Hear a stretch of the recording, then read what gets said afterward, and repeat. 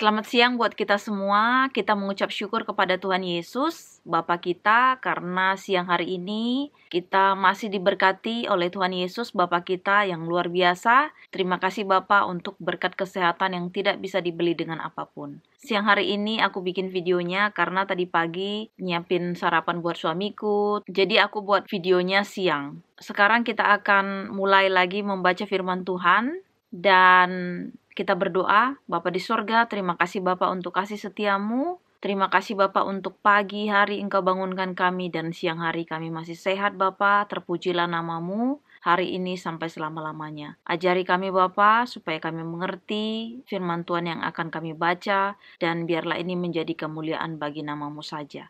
Bapa di sorga, Engkau berkati juga orang-orang di luar sana supaya mereka juga boleh mendapatkan firman Tuhan dan menyembuhkan hati dan jiwa bagi mereka. Terpuji namamu Bapa, di dalam nama Tuhan Yesus Juru Selamat dan Penebus kami. Amin. Sebelum kalian nonton video sekarang yang part 108, kalian silahkan nonton di part 107, di mana itu tentang Lazarus dibangkitkan ya. Kalau kalian juga heran kenapa bisa, ya bisa karena Tuhan Yesus kita luar biasa. Dia adalah Tuhan, Dia adalah hidup. Makanya di dalam firman Tuhan dikatakan, "Akulah kebangkitan dan hidup," kata Tuhan. Jadi Tuhan itu sanggup membangkitkan orang mati karena Dia Tuhan, Dia penguasa ya. Jadi kalau kalian mau tahu ceritanya silakan nonton di part yang 107. Hari ini ayatnya nggak panjang, jadi cuman hanya satu di kitab juga. Ayatnya di Yohanes 12 ayat 9 sampai 11. Persepakatan untuk membunuh Lazarus.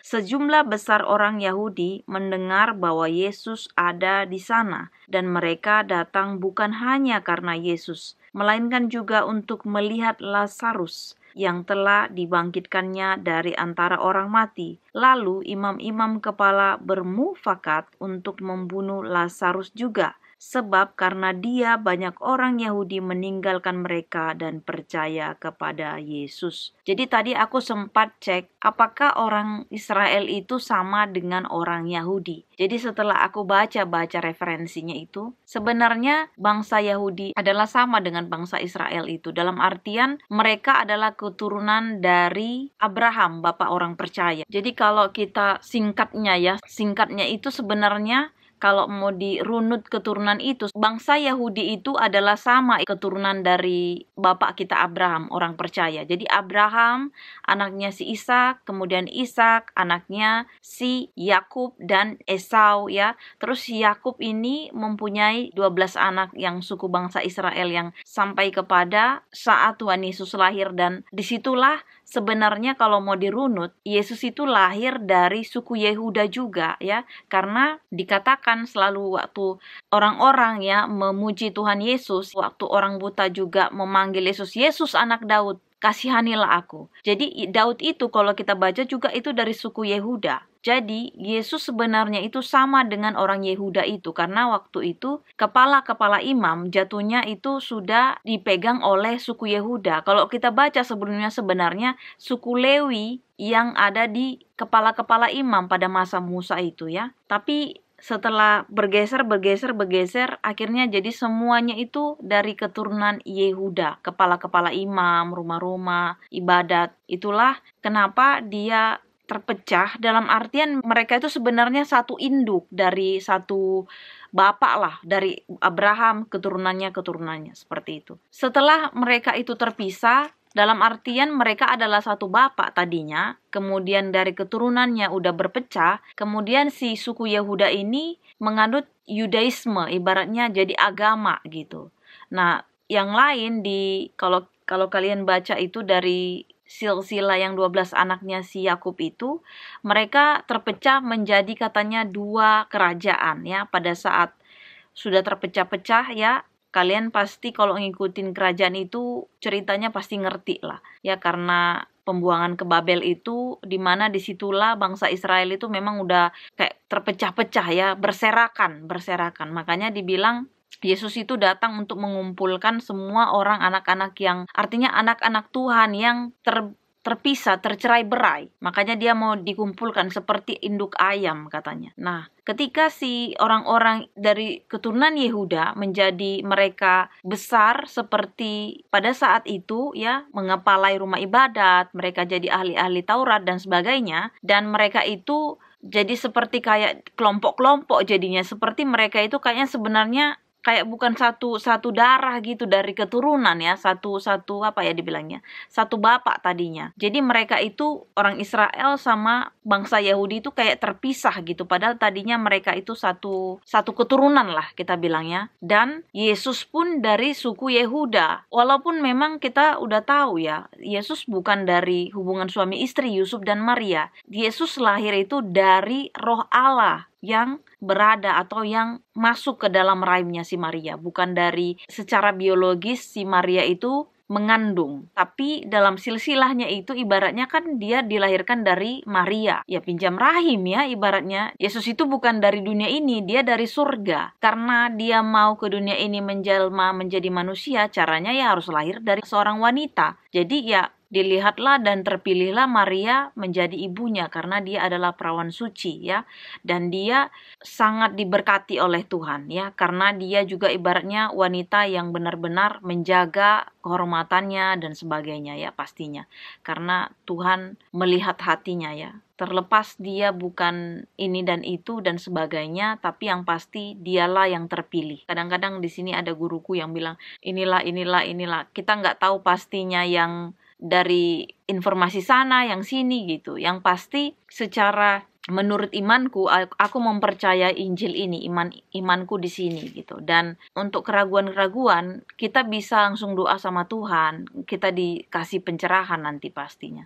Karena Roh Kudus itu pasti menuntun kita, membimbing kita. Nah, selesai yang aku ceritakan tadi, pada saat suku Yehuda, setelah mereka itu merasa mereka itu seperti kayaknya mereka mengempalai lah ya rumah-rumah ibadat, seperti kayaknya gini lah, orang itu orang-orang yang tertinggi di antara masyarakat itu, sehingga mereka itu pun selalu posisi di atas ya. Jadi kalau orang udah posisi di atas, tiba-tiba ada saingan, kan pasti ada yang namanya ketakutan bahwasanya mereka nanti akan dijatuhkan, diambil posisinya. Mereka seperti kayak merasa terancam ya. Itulah tadi kenapa mereka cuman hanya belajar Injil atau firman Tuhan ya, atau perkataan Tuhan itu, tapi mereka nggak mengaplikasikan. Kenapa? Karena mereka merasa terancam. Padahal kalau mereka merasa kalau Tuhan Yesus itu menolong, bahkan untuk menggenapi, bahkan dikatakan ya, Yesus itu datang menggenapi hukum Taurat. Tetapi pada faktanya si orang-orang Yahudi ini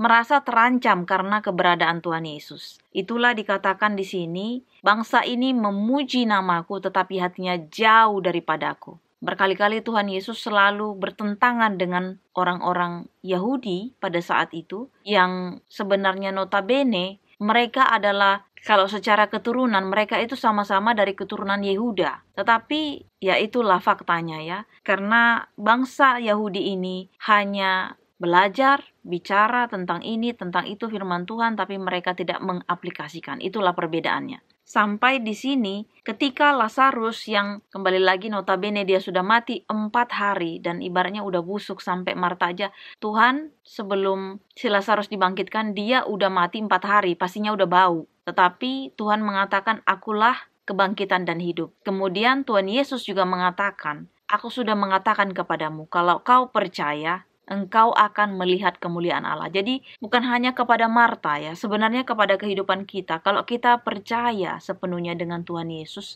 Bapa kita itu, semuanya akan dibukakan pada kita. Karena Dia adalah kebangkitan dan hidup. Dia adalah hidup itu sendiri. Makanya dibilang Tuhan Yesus, sekalipun bagi siapa yang percaya kepadaku, sekalipun dia mati, tetapi dia tetap hidup. Hidup itu maksudnya jiwanya, imannya, secara rohaninya. Karena seperti kembali lagi, tubuh ini hanya tools, hanya alat saja. Tubuh ini akan binasa. Yang kekal itu jiwa kita nantinya yang diselamatkan. Dan pada saat kedatangan yang kedua kali, kita akan dibangkitkan. Jadi sama halnya seperti sekarang ini kita berpikir kalau kematian itu kayaknya dekat sekali sama kita kadang-kadang ya. Tetapi kita renungkanlah ya, kita nggak usah ketakutan yang bagaimana juga, karena kematian itu pasti akan datang kalau memang sudah saatnya. Tetapi berbahagialah bagi orang-orang katanya yang masih hidup di dalam Tuhan. Dia katanya akan hidup selama-lamanya. Karena Tuhan bilang kan akan ada orang-orang yang tidak mati sampai kedatanganku yang kedua kali. Lebih berbahagia lagi mereka kalau mereka memang hidup di dalam Tuhan itu sendiri. Jadi mereka nggak sempat mengalami kematian secara badani, ya, tapi Tuhan udah datang, jadi mereka tidak mengalami kebangkitan. Tapi bagi orang yang sempat mengalami kematian itu, tetapi pada akhir zaman kita akan dibangkitkan. Poin yang aku sampaikan di sini adalah bukan masalah matinya itu. Poinnya itu kita mati di dalam Tuhan Yesus atau hidup selama-lamanya di dalam Tuhan Yesus. Itu aja poinnya. Karena mati itu kita nggak tahu kapan, hanya Tuhan yang tahu kapan kita mati. Makanya waktu-waktu sekarang kita punya, hendaklah kita lakukan yang terbaik. Nggak sempurna memang, aku juga bilang aku nggak sempurna. Tetapi aku selalu berusaha, ya Tuhan, kalau aku melakukan kesalahan atau apapun, aku langsung cepat-cepat bertobat. Aku cepat-cepat minta maaf dan aku tinggalkan. Karena seperti aku bilang, setan itu nggak suka kita selamat. Dia ingin kita celaka seperti dia, mengalami maut. Ibaratnya biar ada temannya nanti di neraka. Jadi dia selalu mencari cara, apapun dia pakai, caranya apapun dia pakai. Karena kembali lagi seperti aku bilang, setan itu tidak suka kita menjadi anak Tuhan, setan itu nggak suka kita selamat. Dia suka bersama dengan dia. Jadi kalau kita mau ngusir setan dari tubuh kita, dari pikiran kita, undang Tuhan, undang Roh Kudus. Karena itulah dia pasti tidak akan berlama-lama di dalam pikiran kita. Tapi kalau kita tidak undang Roh Kudus, kita tidak undang Tuhan Yesus di dalam hati dan pikiran kita, kita bisa terkecoh, kita termanipulasi, pasti kita menjadi pengikutnya iblis. Ingat satu hal, di luar aku, kata Tuhan, engkau menentang aku, engkau melawan aku. Jadi pilihannya hanya Yesus dan setan, ya.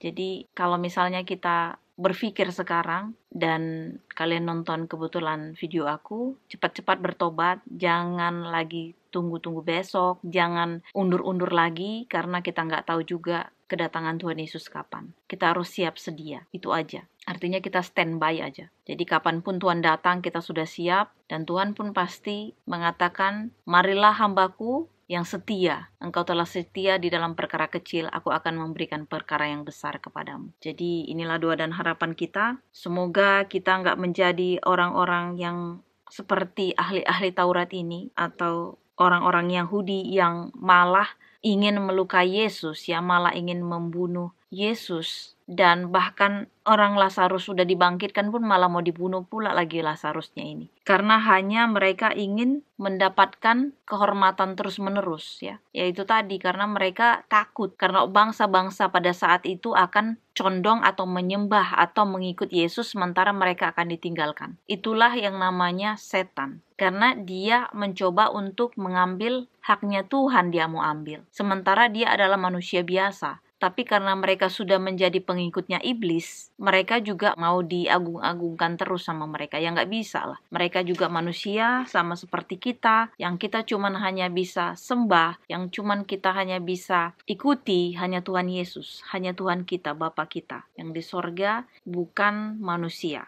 Karena manusia itu kalau sudah di luar Tuhan, dia sudah sama dengan iblis itu sendiri.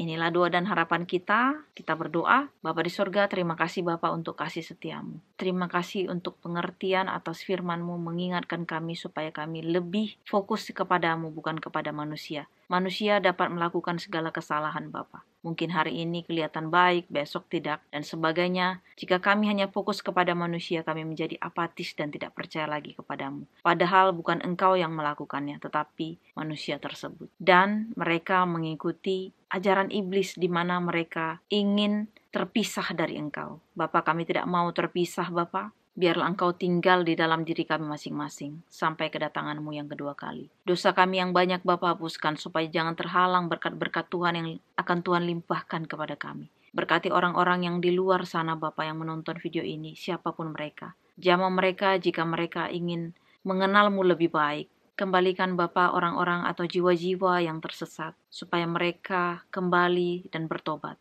Orang yang sakit Engkau sembuhkan Bapa, yang butuh pekerjaan, yang mencari pekerjaan Engkau berikan pekerjaan. Masalah apapun yang mereka hadapi, masalah keuangan dan sebagainya Tuhan, masalah sakit hati, problema dan apapun keluarganya mereka, Engkau pulihkan Bapa. Terpuji namamu Bapa, hanya kepadamu selalu Bapa kami berfokus. Karena Engkaulah Bapa satu-satunya Tuhan dan Juru Selamat kami yang hidup. Di dalam nama Tuhan Yesus kami berdoa dan mengucap syukur. Amin. Terima kasih sudah menonton video ini. Kalau kalian punya komen, silakan di komen. Kita saling berbagi dan mendoakan Tuhan Yesus memberkati. Amin.